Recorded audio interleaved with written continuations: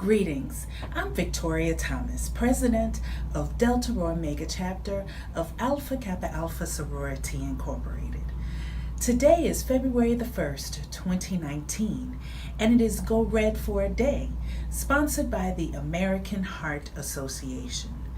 Alpha Kappa Alpha Sorority supports this platform through its Pink Goes Red Heart Health Impact Day. Nearly 80% of cardiac events can be prevented, yet cardiovascular disease continues to be a woman's greatest health threat. Let's continue and commit to better heart health by moving more, eating smart, and managing your blood pressure. For more information, please log on to goredforwomen.org. Today, I had the distinct honor of interviewing Dr. Michelle Reed, who provided invaluable information on heart health. Let's listen in.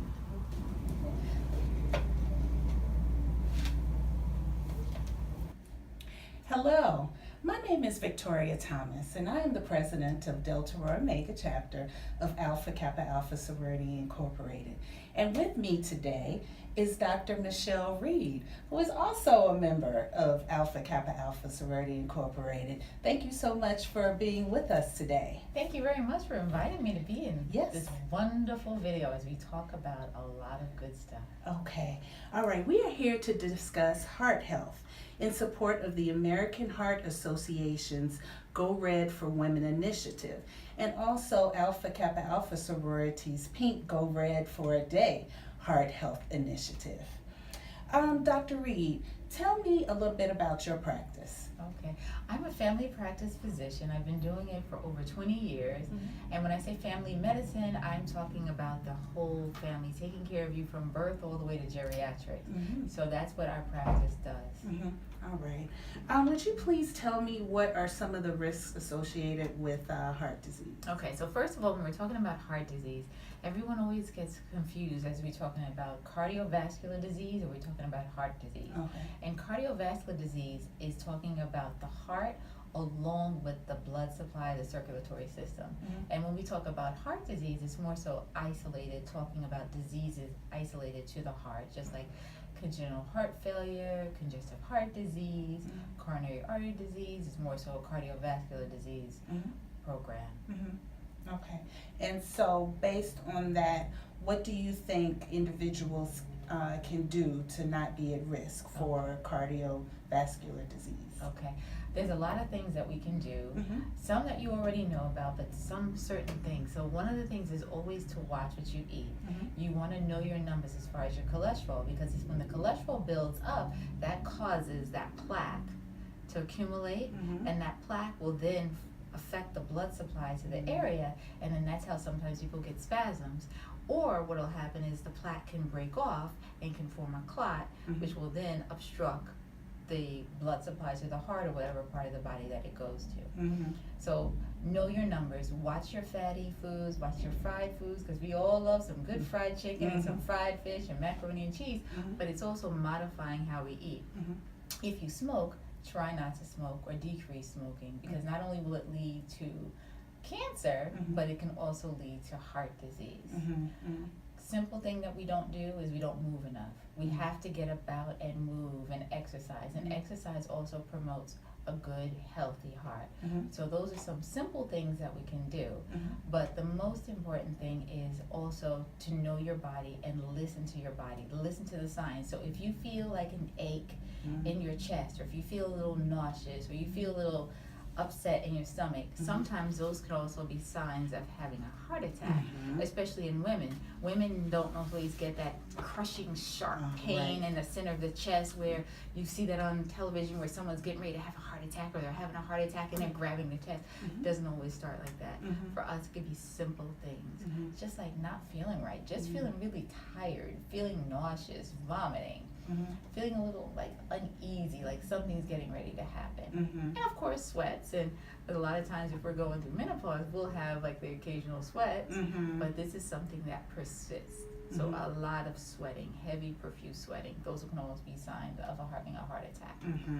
And so if you are having those signs, then it's best to go to your doctor right away.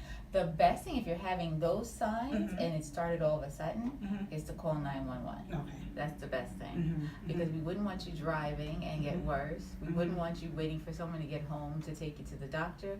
If it's something emergent, straight to the hospital. 911 is the best thing. Because I have actually heard of individuals that will take an aspirin if they feel like that. Can you talk a little bit about that? That's fine. If you feel that way, you can take an aspirin, but also call 911. The aspirin will help to thin out the blood and then prevent, if you're having a clot, from getting worse.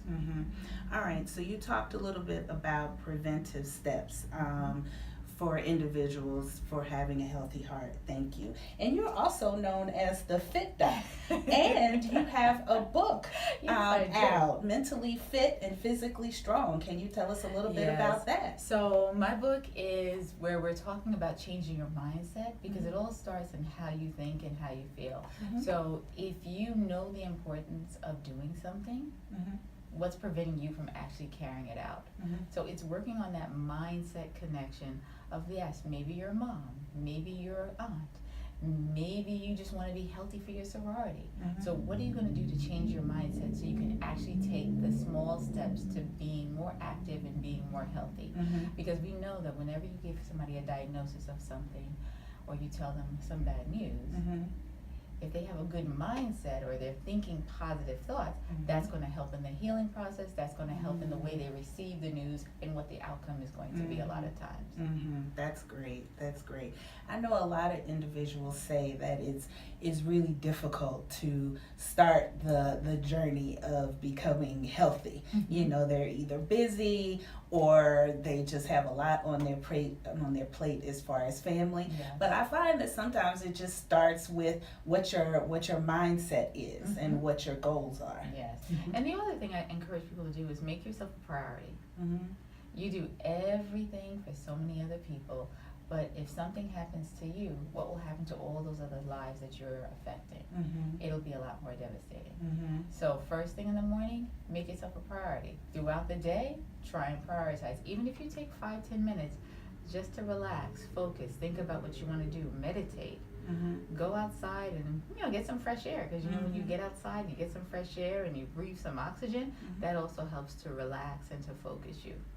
But the main thing is learning to prioritize taking care of yourself. That's the first step, and that's the most important step. Okay. All right. Well, thank you. Thank you so much, Dr. Reed, for talking to us today and giving us some tips on how to have a healthy heart.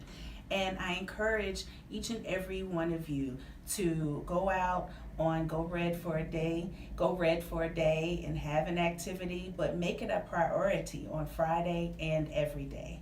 Thank you. Thank you.